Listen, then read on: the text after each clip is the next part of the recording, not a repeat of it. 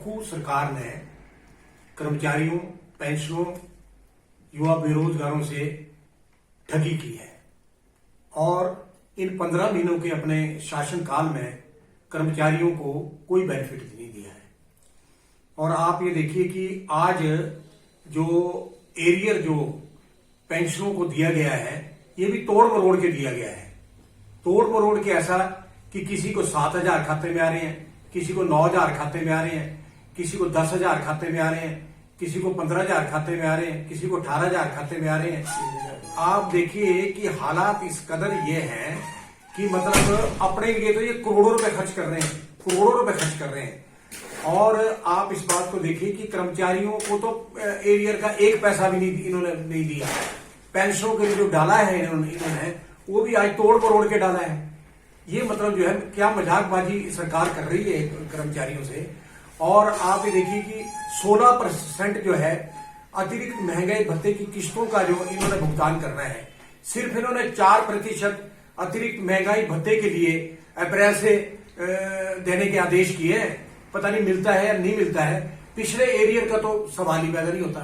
तो आप बताइए, इतना गंदा मजाक कर रहे हैं और मतलब फिर ये कहते हैं कि हमने तो जी लोकसभा की 4 सीटें जीत जानी है और जो 9 सीटें और है विधानसभा की वो जीत जानी है। अरे किसके बलबूते पे यार सीटें जीतेंगे? अब आपके पास तो कोई गारंटी बोलने के लिए भी कुछ नहीं है। लोग जो है आपकी बातों पे विश्वास नहीं करेंगे। क्यों नहीं करेंगे? आपने महिलाओं को ठगा। आपने विधानसभा चुनाव के दौरान जो सभी महिलाओं से 1500 रुपए के फॉर्म भरे और आपने ये घोषणाएं करी कि एक महिला को 1500, 2 महिला को 3,000, तीसरी महिला को 4500 और छठी महिला को 6,000। यानी हर घर से जो जितनी महिलाएं उनको 1500 देंगे। पर आज आप हालत देखिए, सरकार जो फिर लोकसभा के चुनाव आ गए, फिर इन्होंने झुंझुना फिर महिलाओं को पकड़ा दिया और कह दिया और नोटिफिकेशन जारी कर दी कि जिनके घर से कोई सरकारी कर्मचारी नहीं, पेंशन नहीं और श्रमिक नहीं, कोई नहीं है, उन घरों को जो एक महिला को सिर्फ जो है 1500 देने की बात कही है। वो भी आप देखिए 5 लाख ये कह रहे हैं सरकारी आंकड़ा, जबकि वो नहीं है। ये तो 1 लाख से भी नीचे ही आंकड़ा बनता है। ये वो भी फेक ठगी का दौर है। मतलब इन्होंने ठग विधियां बना दी है और ठग के इन्होंने सरकार बनाई। और अब जो है काट की हंडी जो बार बार नहीं चढ़ने वाली है। हिमाचल प्रदेश का जो कर्मचारी है, पेंशन है, युवा बेरोजगार है, वो अब सड़कों पे है और इनको दिखा देगा इस चुनाव में धरती कि भैया हिमाचल के कर्मचारियों का इतिहास रहा हिंदुस्तान के अंदर, वर्ल्ड के अंदर, कि जिस भी सरकार ने कर्मचारियों से गद्दारी की उसको धरती पे बिछा दिया। आज सुखविंदर सुक्खू तिरुपति पहुंच गए, मुकेश अग्निहोत्री चिंतपूर्णी पहुंच गए। अरे मंदिरों से कुछ नहीं मिलना। भगवान को पता है कि आपने क्या बेईमानी हिमाचल प्रदेश की 75 लाख जनता से की है। वो भी आपको जो है आशीर्वाद देने वाले नहीं है। क्योंकि आप इस बात को देखो कि हिमाचल प्रदेश में इन 15 महीनों में 2000 से ज्यादा पेंशनरों की मौत हो गई।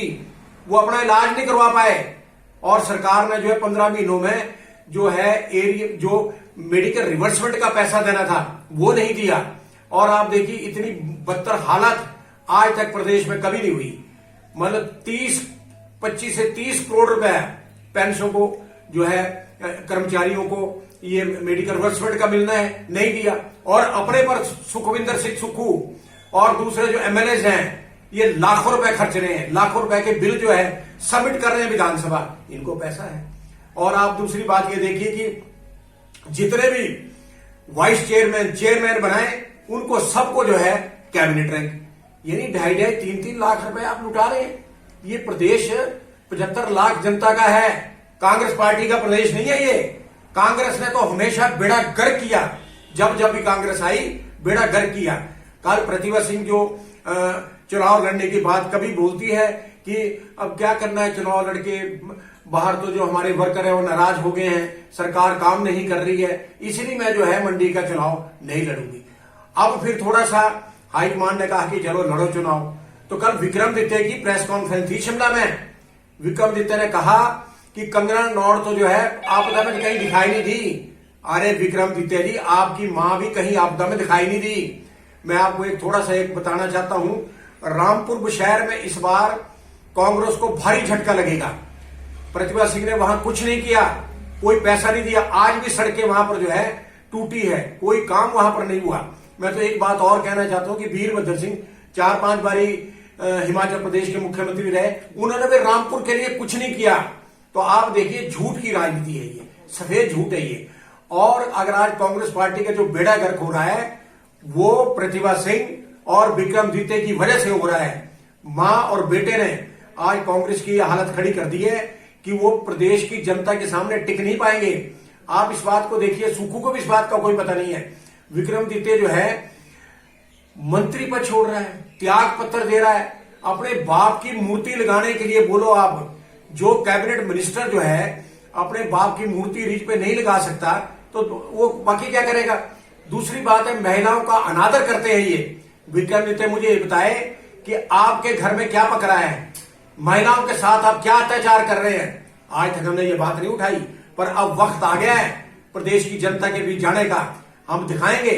और दूसरी बात, नरेंद्र मोदी से भी हम ये बात कहना चाहते हैं कि जहां जहां जिन्होंने भ्रष्टाचार किया, जिन्होंने करोड़ों अरबों रुपए खाए, और हिमाचल प्रदेश में आप देखिए आज जो है राजघराने पर जो है ईडी और सीबीआई के छापे पड़े, मामले अदालत में चल रहे हैं, वो क्यों नहीं कार्रवाई हो रही है।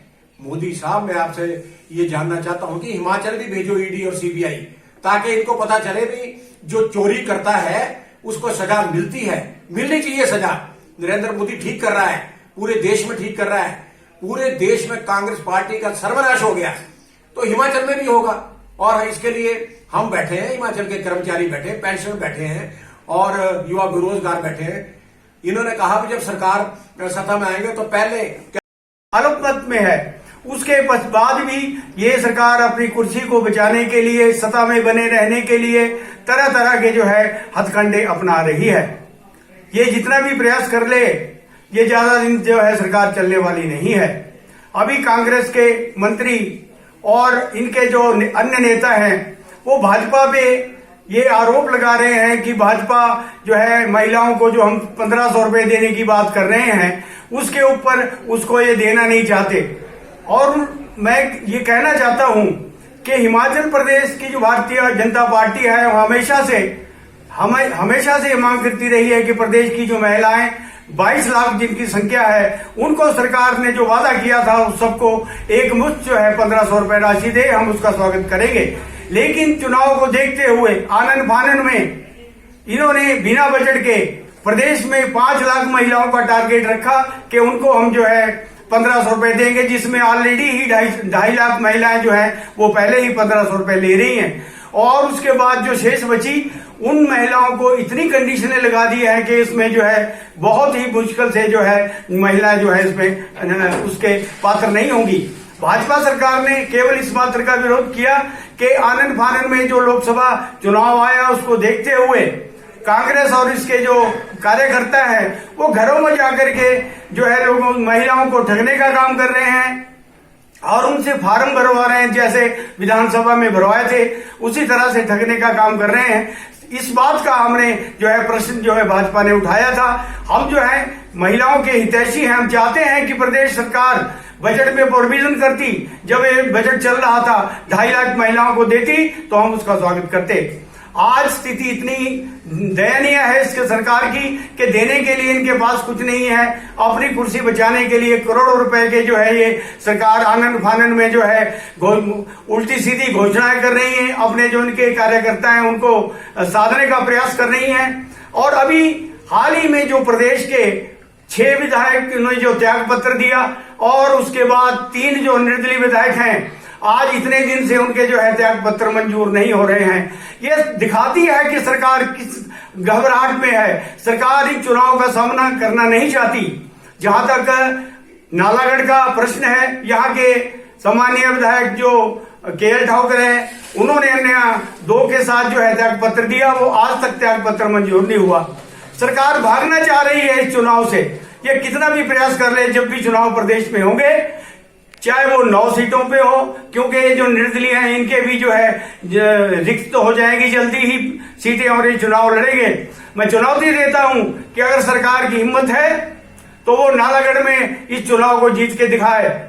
भारतीय जनता पार्टी प्रदेश की 9 सीटें जहां पे चुनाव होंगे और इसके अलावा जो लोकसभा की 4 सीटें हैं, इसको भारी बहुमत से जो है सरकार जीतेगी, क्योंकि प्रदेश की जो हालत इस सरकार ने कर रखी है वो सबके सामने है। तो भारतीय जनता पार्टी के ऊपर आरोप ना लगा करके ये अपने घर को संभालें। भारतीय जनता पार्टी एकजुट है, पूरे प्रदेश में हम सब हैं, ये प्रयास कर रहे हैं लोगों को प्रलोभन देने का, उनको गुमराह करने का, लेकिन अब वो समय आ गया है कि जनता जो है इनके किसी भी प्रलोभन में जो है आने वाली नहीं है।